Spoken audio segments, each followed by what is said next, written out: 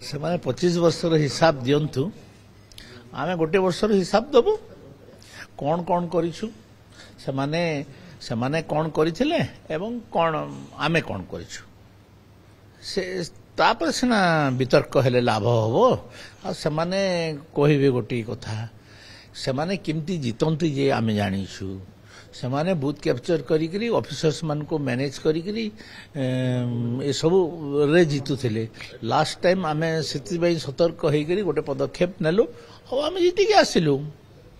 ଆଉ ଯଦି ବିକାଶର କଥା କହିବେ ତ ଚାରିଆଡ଼େ ବିକାଶର କାମ ଚାଲିଛି, ବହୁତ ବଢ଼ିଆ ଡେଭଲପମେଣ୍ଟ କାମ ଚାଲିଛି, ବିଶେଷ କରି ଚାଷୀ କୂଳ ଏବଂ ମହିଳା।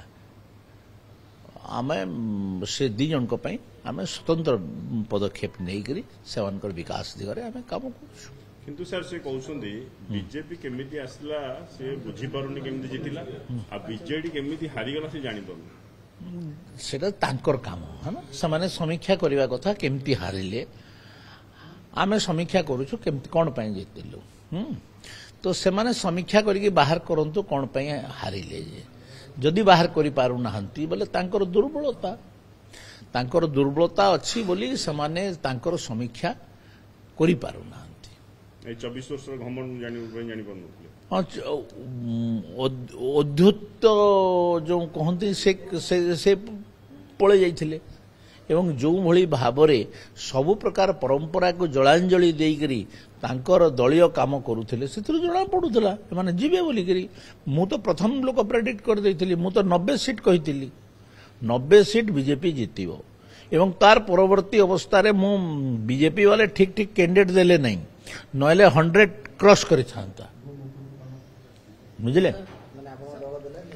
ନାଇଁ ଠିକ୍ ଦେଇନାହିଁ ତ, ମୁଁ ତ ଏଟା ସାର୍ବଜନିକ ଭାବରେ କହିଛି।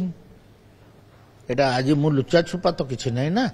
ক্যান্ডিডেট দেওয়ারে পাতর অন্তর যোগুরু দেখো আমার পুরা 3-3টা ইন্ডিপেন্ডেন্ট ক্যান্ডিডেট হয়েছিল। যদি ক্যান্ডিডেট সিলেকশন ঠিক লা তাহলে 3-3টা ইন্ডিপেন্ডেন্ট ক্যান্ডিডেট কেমতি জিতবে বিজেপি লোক। তো সেটা তো সার্বজনিক কথা, সেটা লুকা ছুপা নাই তো কিছু কোনটি আছে।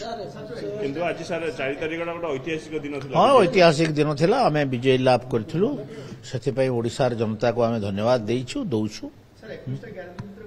হ্যাঁ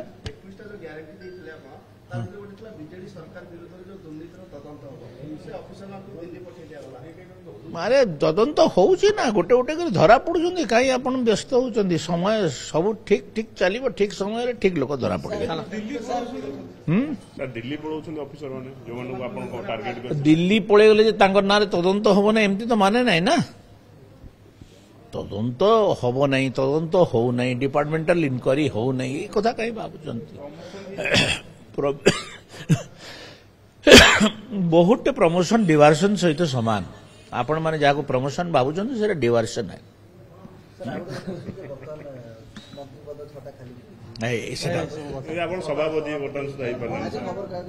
ଏଇଟା ପାର୍ଟି ବାଲାଙ୍କୁ ପଚାର।